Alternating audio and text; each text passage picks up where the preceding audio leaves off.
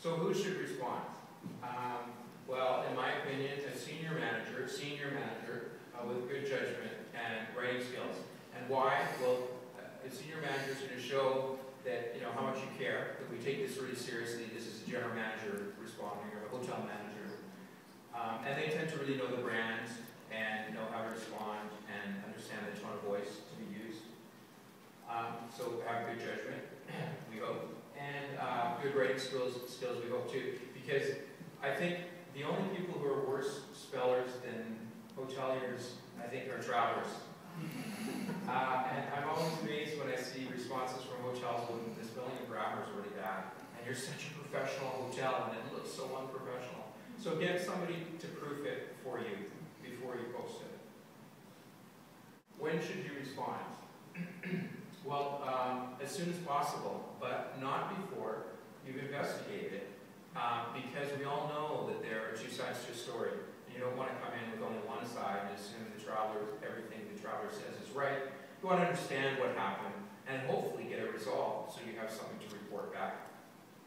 So what should you say? Well, not much. You don't have to say that much. You want to thank people. And whether it's a bad review or negative review or neutral review, thank them for taking the time to write it. Apologize if something went wrong. And explain. You don't want to give excuses, but you want them to understand why it went wrong and why it won't go wrong again for other guests, or it's part of the hotel and maybe it can be fixed. Because even though you're speaking directly to that one traveler, you're actually speaking to an entire community of travel shoppers. So you're setting expectations for them, and so you want to be as transparent as possible. How should you say it? Well, I think you should be friendly and humble and brief. And you shouldn't be defensive or patronizing or erratic. You may find that funny, but I've seen some classic responses. And sometimes we're angry and resentful when, because people are, really nasty and biased. We need to rise above that. We're hoteliers. We're diplomats. That is not serving us if we sound defensive. And we also want to avoid humor and sarcasm, not the place for that. And again, the corporate mumbo jumbo. And I'm going to show you an example in a second. What if claims are false? And apparently that happens. Set the record straight, right? This is your chance to respond. If you're doing all this complaining about people lying on TripAdvisor, the least you should be doing is responding and setting the record straight. Otherwise, you have no right to complain. So be diplomatic and respectful, and understand that, often people are being mean-spirited when they write something that's not true. They misunderstood something. So cut them some slack. And if it's harmful to your reputation, as Brian mentioned earlier, you want to advise TripAdvisor and try to get it taken down. Okay, we're going to look at a sample response. And the complaint here, this is part of a review posted. Our room was small and in bad need of renovation. When we complained to staff, they didn't care. Terrible. So, let's see a response. We pride ourselves on exceptional quality and service. We are terribly sorry you thought your room was too small, and hope you'll forgive us. What do you guys think about that response? Any comments? Don't worry, nobody in this room wrote that. It's not terrible. I've seen a lot worse. What I don't like about this is, there's a spelling mistake. Exceptional. And then capital S for sorry. I don't know why I would have like that. It's a bit dramatic, actually. We're terribly sorry, and we hope you'll forgive us. And this is what I call a non-apology apology. They're apologizing, but they're not apologizing. And they're actually being a bit patronizing by saying, we're terribly sorry you thought your room was too small. So, I don't know, I give that a C-. How about this one?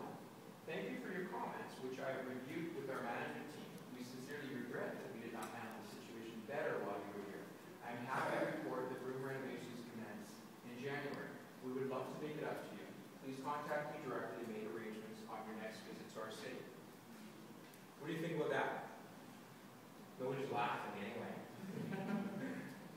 Yeah, so it's better, right? It's he's thanked them, or she has thanked them, and said that she's reviewed it with the management team, so showing how seriously you take it, and apologizing, and extending an olive branch for their return stay, and then telling them there's going to be change, things are getting better. So every 2 weeks that goes, oh, they're renovating their rooms, maybe I should check it out. So, in my opinion, well done. So part of reputation management is discussing, resolving, and sharing. Reputation management is really in its early stages in the hotel industry. And if you think about 10, 15 years ago, revenue management was new too. And now every hotel has a revenue manager, and you have a revenue management team, and you meet weekly, and you go over reports. I think that's the direction that reputation management is heading. That's how important it is. So you want to share feedback with staff, and like HK Hotels, just get everybody to understand that they're a part of your reputation, and they each play a role. Fix problems, communicate back that the problems have been fixed. If they can't be fixed, sometimes you can't fix a problem. It's if your property's design, or you don't have enough money, or whatever. I mean, you're getting hammered with this feedback. Staff need to understand why you can't fix it, what the solution is going to be, so that they can manage complaints on property. Because what happens, you saw that comment, that early example. They said, we thought our rooms were small, and when we complained, nobody seemed to care. Often complaints that you see on TripAdvisor are because when they were on property, they weren't handled well enough. They felt they needed to go online and complain and bring it to other people's attention. And so you don't want to allow these complaints to escalate, an on-property complaint to become an online complaint. You want to turn them around so it becomes an online praise.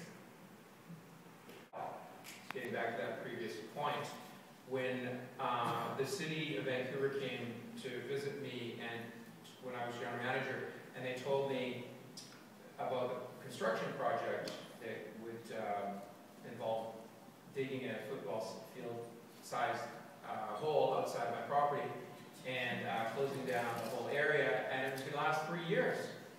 And I was devastated. My hotel had been running so well. We were talking to the city, talking to TripAdvisor. So I did what any great leader would do. I went into my office and I had a good cry.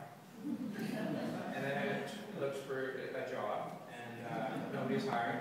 So what we did was, much like HK Hotels, is we created a program for complete transparency. We decided we're telling guests in advance, and so they're not surprised when they arrive, and when they get here, we're keeping them informed, and when they complain, we're taking care of them.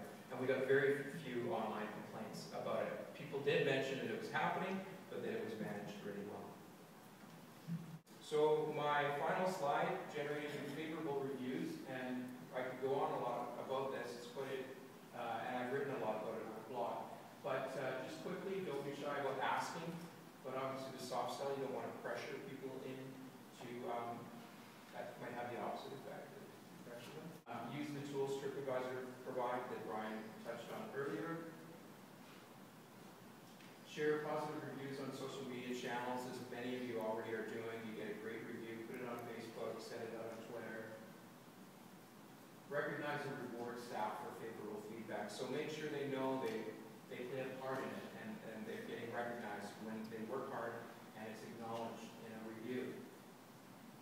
Be remarkable. Remarkable takes on new meaning in the age of social media. It means worth remarking about. So being so exceptional that your guest wants to sit down and write something about you and share it with other travelers. And all of this will help work